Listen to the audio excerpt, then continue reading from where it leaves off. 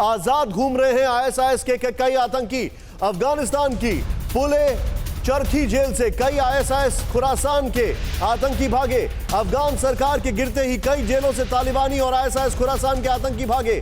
काबुल में आजाद घूम रहे हैं आईएसआईएस के आतंकी। मैं सीधे चलूंगा मेरे साथ यहां पर। ये एक पहले इंफॉर्मेशन आपको मैं दे दूं, बड़ी आसानी से चकमा दे गया आईएसआईएस खुरासान का आतंकी। जरा प्ले करें इसको, ये जरा देखने वाली बात है। और मैं इसके बाद सुमित के पास जाऊंगा, रोहित के पास भी।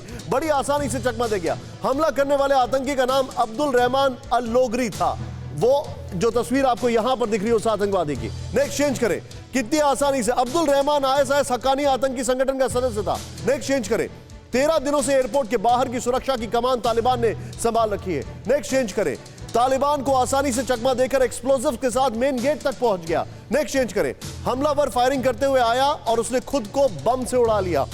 नेक्स्ट चेंज करें। यह वही गेट है जहां अमेरिका नेटो के देश की जो सेना है वो मोर्चा संभाली हुई थी। आईएसआईएस खुरासान का आतंकी आसानी से तालिबान यूएस नेटो को फोर्स को चकमा देती है। मैं चाहूंगा राहुल ये वॉल और वो ब्रेकिंग ये दोनों लेकर सीधे मैं चाहूंगा रोहित, कितनी इजी था इस आतंकी के लिए सारे सिक्योरिटी कॉर्डन्स को तोड़ना।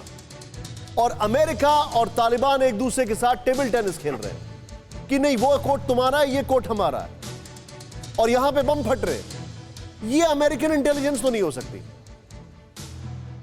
देखिए निशांत, पिछले एक हफ्ते में कुछ 13 बार एडवाइजरी इस तरह की जारी हुई थी कि आप एयरपोर्ट ट्रैवल ना करें, वहां पे हमला हो सकता है। तो इंटेलिजेंस तो थी अमेरिका के पास, लेकिन बात वही है कि जो हम लोग बार बार कह रहे हैं कि जब अमेरिका बात करता है तालिबान के साथ, सो दे डू नॉट नो कि उनके जो नीचे के जो लोग हैं, लेवल के जो सैनिक बोलूं या मैं उन्हें जो भी बोला, आर्म्ड सोल्जर्स मुझे कहना चाहिए, तो दे डू नॉट नो कि वो चेन ऑफ कमांड फॉलो होती है या नहीं होती है। जो ऊपर से ऑर्डर्स आते हैं वो नीचे के लोग फॉलो करते हैं या नहीं कर पाते हैं। और इसी का जो है that is the biggest disconnect between जो अमेरिका बात करने की कोशिश कर रहा है तालिबान से। They are talking to people in Doha, they are talking to people on ground in Kabul. उसके बावजूद अगर ऐसी चीज होती है तो दिस शोज, जो कल जैन साकी ने भी कहा कि देखिए तालिबान हमारा एलाय नहीं है, हमारी मजबूरी है, हम कोऑर्डिनेशन कर रहे हैं उनके साथ। तो ये जो कोऑर्डिनेशन है, it was obviously not coordinated properly, नहीं तो इतना बड़ा अटैक नहीं होता था। निशान, आप जो बता रहे हैं मैं सीधे चलूंगा यहां पर। सुमित मेरे साथ है। सुमित, इसी वॉल पे इसी ग्राफिक्स फॉर्मेट पे, सुमित आपने कई जेलों का दौरा किया।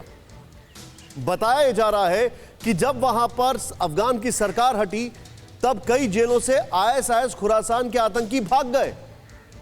आपके जो इनपुट है वो क्या कह रहे हैं?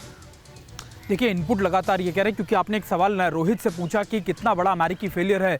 निशांत, ये कोई भी इंटेलिजेंस सिर्फ और सिर्फ इनपुट दे सकता है, लेकिन जब इतनी भारी संख्या में, जब 50,000 60,000 के करीब लोग इकट्ठा होंगे तो उसमें आइडेंटिफाई करना बहुत मुश्किल होता है। क्योंकि अमेरिका अपने मैकेनिज्म को या फिर बगराम के आसपास के इलाकों से अपनी मैन पावर को, इक्विपमेंट को पहले ही हटा चुका था। तो वो लेस इक्विपमेंट था, उसके पास लोग कम थे, भले ही उसने बाद में। लेकिन दूसरा, आपने कई जेलों का दौरा किया वहां पर, मैं उसी पर जानना चाह रहा हूं कि क्या तालिबान के साथ आईएसआईएस खुरासान के भी कई आतंकी गायब हो गए वहां से? मैं उसी पर आ रहा था निशान। मैं आपको यही बताने की कोशिश कर रहा था कि जब लगातार जेलों से निकालने की कोशिश की गई तालिबान के अपने कैडर्स को, अपने लोगों को, उसी बीच आईएसआईएस खुरासान के जो लोग हैं वो भी नाम लोगों के बीच में मिलकर एक बड़ा टारगेट कर सकते हैं। आपको याद होगा अमेरिका ने पहली स्टेटमेंट में जारी किया था कि अलकायदा, खासतौर पर अलकायदा और ऐसे कई टेररिस्ट ऑर्गेनाइजेशन अमेरिका को टारगेट कर सकते हैं। और उसी बीच ये भी मॉड्यूल अमेरिका को पता था कि उनको टारगेट किया जाएगा पिन पॉइंट लोकेशन, यानी काबुल एयरपोर्ट के आसपास के इलाकों में ही।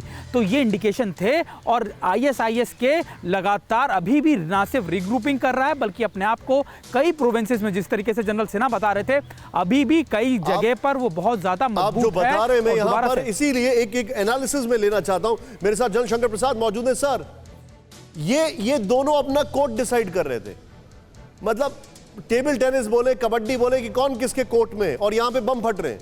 How do you see this? आप कैसे देखते हैं इसको? देखिए, जिस तरीके से हालात हैं तो अभी तो कल ही बम फटे हैं, आगे चल के और भी बम फटने वाले हैं। इंटेलिजेंस आ रही है, लेकिन इंटेलिजेंस पे किसी ने कोई तवज्जो तो दी नहीं। अगर आप मुझे ज़रा सा समझ दें तो मैं बताऊं कि कितनी अनप्रोफेशनल एक्टिविटी हो रही है इस समय। इससे ज़्यादा मैं नहीं कह सकता कि I am very not upset but very amazed कि इतनी ट्रेंड आर्मी इस तरीके से बिहेव कर रही है अफ़गानिस्तान के अंदर। पहले तो बगराम से भागे, फिर यहाँ काबुल से भागे, अब ये एयरपोर्ट के अंदर घुस के 2-3 हज़ार अमेरिकन ट्रूप्स बैठी हैं उम्मीद करती है कि शायद वहाँ से वो सब एयरपोर्ट को अपना सेफ रख पाएंगी। मैं ये समझना चाहता हूँ कि एयरपोर्ट की इस तरह से सिक्योरिटी होती है। अगर आपको किसी हवाई अड्डे की, हेलीपैड की कोई डिफेंस करनी हो तो कम से कम 4-5 किलोमीटर बाहर जाना पड़ता है। जब हवाई जहाज़ नीचे उतरता है तो वो स्लो स्पीड में उतरता है। अभी शुरू के प्रोग्राम में आप ये बताया था कि stringer missile, shoulder fight missile से खतरा है हवाई जहाज़ जो उतर रहा है और चढ़ रहा है वहाँ से, जो टेक ऑफ और लैंडिंग हो रही है। अभी तो आपने एक ट्रेलर देखा है, इसके आगे चल के देखिए आज कल परसों में क्या होने वाला है। अब मैं समझता हूँ, और अब वहाँ से बिडेन साहब कहते हैं कि हम इनको जवाब देंगे। क्या जवाब देंगे? लैंड कहाँ करेंगे ये? क्या ये सोचते हैं कि काबुल में इनको लैंड करने दिया जाएगा?